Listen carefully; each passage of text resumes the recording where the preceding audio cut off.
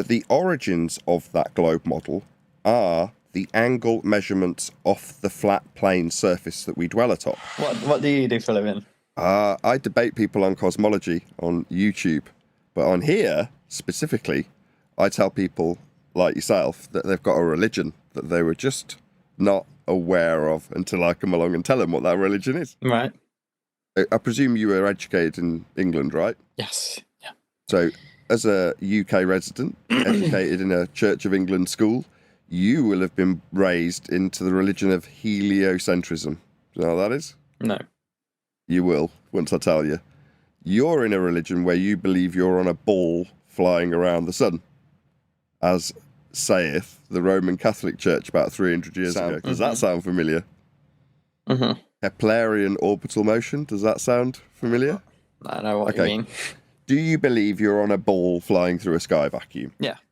Were you aware that that model came from the church by measuring the flat plane of the Earth and the angles to the stars to create a ball model to put in motion around the sun? Were you aware of that? I didn't know it was the church.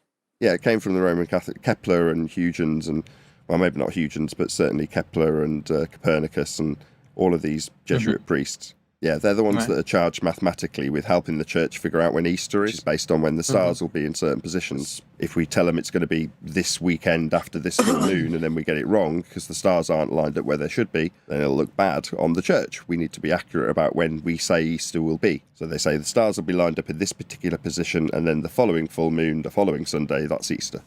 Well, Kepler is charged with brushing up the Copernican model of a ball in a sky vacuum moving around the sun and sort of gerrymander the mathematics to make it more accurate so that they can better predict when Easter will be. But that whole system, that whole concept that the church derived, heliocentrism, is exactly that. It's a model that's been produced by measuring Earth as a flat plane and the angles to the stars to make you 300 years later think you're standing on it because that's what you were taught in school. I mean, I think it's less that, but more if...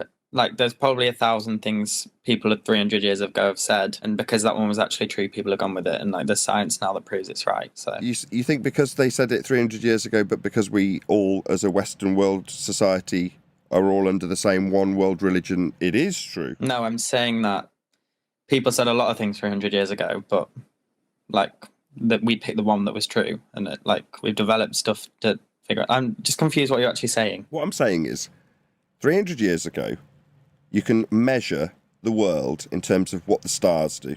Now, you can take the stars' measurements and their angular relationships. So that's angles measured off a horizontal plane of reference. And you can put all of those motions, the angular relationships, in books like The Ephemeris and describe how the motions of the stars move. Now, with that mathematical information, you can create models.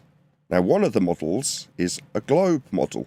But the origins of that globe model are the angle measurements off the flat plane surface that we dwell atop. That turns into the model. It's called the Copernican model, named after the mathematician who invented it. And you've got certain aspects that are named after other Jesuit priests, like Keplerian orbits. Yeah, those are the priests that created the maths of these models.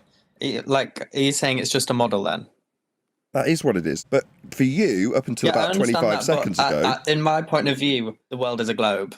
So yeah, I was about to say... It's not really a model that is what's going on. Until now, I mean, up until 25 seconds ago, you didn't think it was a model that was made from maths of measuring a flat plane. You actually thought you were... Obviously that, though. How else would we know? How else would we know? Like, there's probably maths worked out. Maths works everything out, doesn't it? So that's how we measure it. That's what I'm saying. So we measure the world as a plane, and with those measurements, you can create models like the globe. Okay.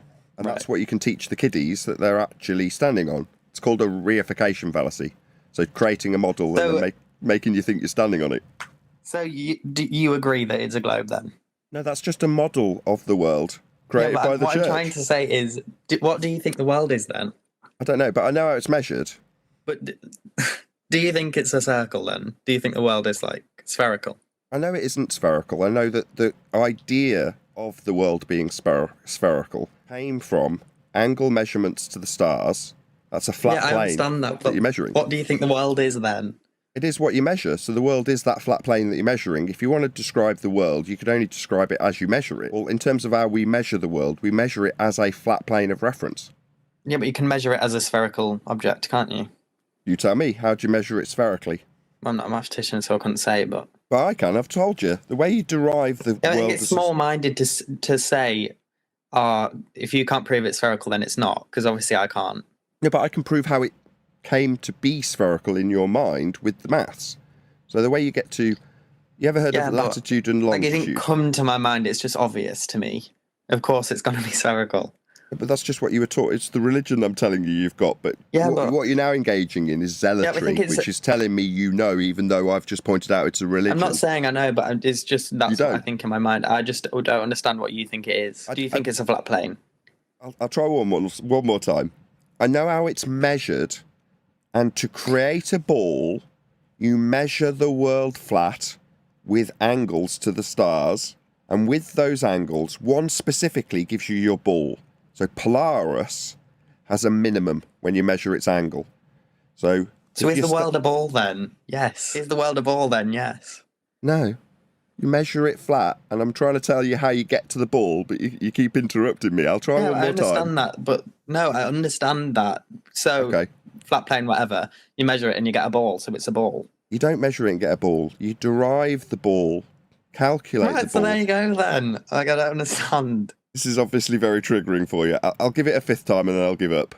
I'll try and tell you how you get to your ball one more time, but it's obviously triggering. Epic. Hello.